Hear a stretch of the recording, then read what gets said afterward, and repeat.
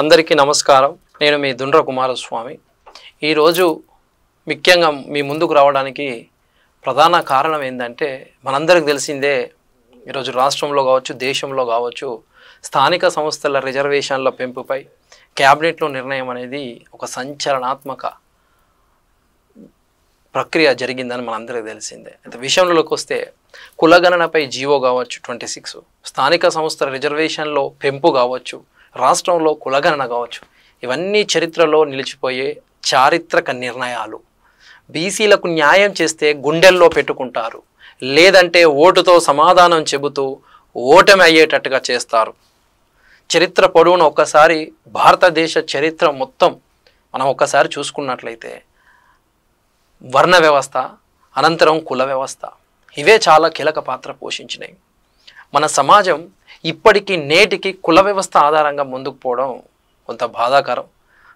అంతేకాదు, భారతదేశ చరిత్ర పొడవున విద్య, ఆస్తి, అధికారం అనే 3 ప్రాథమిక మానవ హక్కుల ఉల్లంఘన బీసీ వర్గానికి అత్యధికంగా నష్టాన్ని కలిగించిందంటే ఒకసారి అర్థం చేసుకోండి.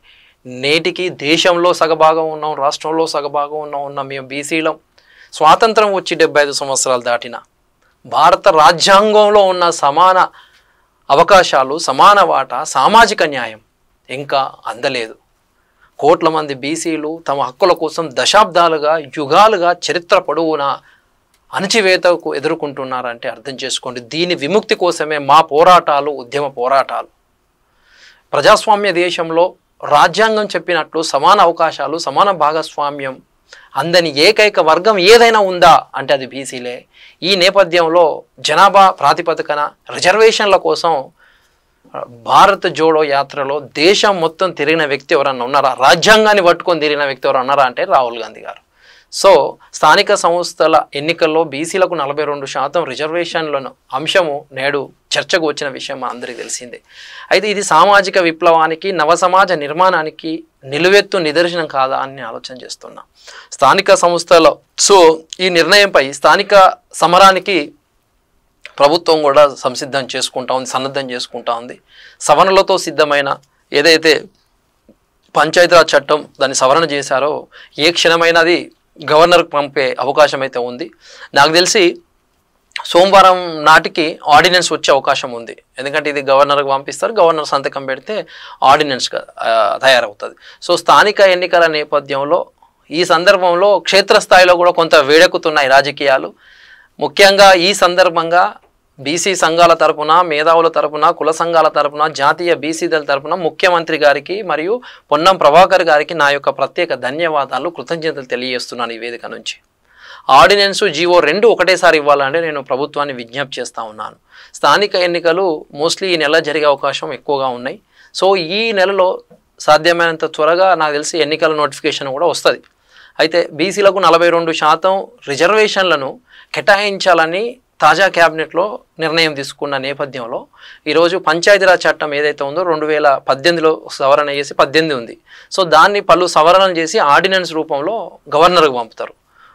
సో అది గవర్నర్ ఆమోదం తెలపాలని కూడా నేను గవర్నర్ గారికి విజ్ఞప్తి చేస్తున్నాను.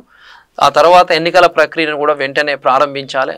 ఈ రిజర్వేషన్ల పెంపునకు సంబంధించిన చట్టం ఏదైతే ఉందో 2018లోని సెక్షన్, ఆ చట్టంలో సెక్షన్లు ఉంటాయి 285A. సో పలు సవరణలు చేస్తూ ఆ ఫైలు రూపొందించబడుతుంది. సో దాన్ని ఎప్పుడైనా ఏ క్షణమైనా గవర్నర్ పంపుతారు, ఆమోదం జరుగుతుంది. సో ఆమోదించిన ఆన్లో కూడా నేను విజ్ఞప్తి చేశాను. సో అప్పుడు ఆమోదించిన తర్వాత వెంటనే ఆర్డినెన్స్ జారీ అవుతుంది. సో ఈ సందర్భంగా ఈ ఆర్డినెన్స్ కూడా వస్తుంది. ఇప్పుడు ఆర్డినెన్స్తో పాటు సవరణ చేయబడిన చట్టానికి అనుగుణంగా రిజర్వేషన్ల సంబంధించిన ప్రత్యేక జీవోను విడుదల చేస్తారు. సో ఈ జీవోల పేర్కొన్న వివరాల ప్రకారము మండలానికి, జిల్లా, రాష్ట్ర స్థాయిలో స్థానిక సంస్థల రిజర్వేషన్లను ఖరారు చేస్తూ ఉంటారు. సో ఈ నెల 25లోగా రిజర్వేషన్లు ఖరారు చేసి సెప్టెంబర్ 30 లోపలనే ఎన్నికల ప్రక్రియ పూర్తి చేయాలని మనందరికీ తెలిసిందే. హైకోర్టు కూడా క్లియర్గా డైరెక్షన్ ఇచ్చింది. సో ఈ నేపథ్యంలో ఆర్డినెన్స్ వచ్చిన రోజునే జీవోను కూడా విడుదల చేయాలని, 2 ఒకటేసారి జరగాలి, వెంటనే జరగాలని నేను కోరుతా ఉన్నాను. ఈ వెంటనే ఎన్నికలు కూడా ప్రకటన చేయాలి. ఎందుకంటే ఈ న్యాయస్థానం ద్వారా అడ్డుకోవడానికి ఎన్నో కుట్రలు కూడా జరగవచ్చు. సో అందుకే హైకోర్టులో, ఉన్నత న్యాయస్థానమైన హైకోర్టులో, సుప్రీంకోర్టులో కేవెట్ కూడా పిటిషన్ వేయాలి. ఎందుకంటే ఎంతోమంది కుట్రతో చూస్తున్నారు. బీసీలకు న్యాయం జరుగుతుందంటే సహించలేని వ్యక్తులు ఎంతోమంది ఈ రాష్ట్రంలో, దేశంలో ఉన్నారు. ఎన్ని కుట్రలు జరుగుతున్నాయో వారికి తెలియని పరిస్థితి.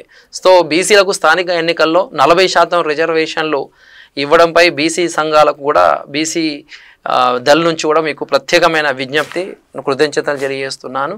సో ఈ సందర్భంగా ఈ ఆర్డినెన్స్తో పాటు జీవోను కూడా ఒకటేసారి విడుదల చేయడం వల్ల ఏమవుతుందంటే న్యాయపరమైన సమస్యలు కూడా కొంత చూసుకోవాల్సిన సందర్భం. కోర్టులో రన్న కేసులు వేస్తే ఎన్నికల ప్రక్రియకు అడ్డం కలిగించకుండా కేవెట్లు పిటిషన్లు కూడా వెయ్యాలా.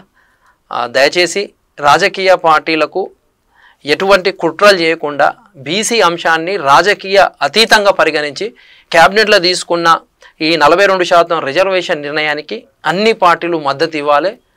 మేము తినే అన్నాన్ని, మా ముద్దను లాక్కోకండి, అందరం కలిసి ముందుకెళ్దాం. అంతేకాకుండా క్షేత్రస్థాయిలో బీసీలను గెలిపించుకునే విధంగా ప్రతి బీసీ బిడ్డ బాధ్యత తీసుకోవాలని తెలియజేస్తున్నాను. జై బీసీ, జై పూలే.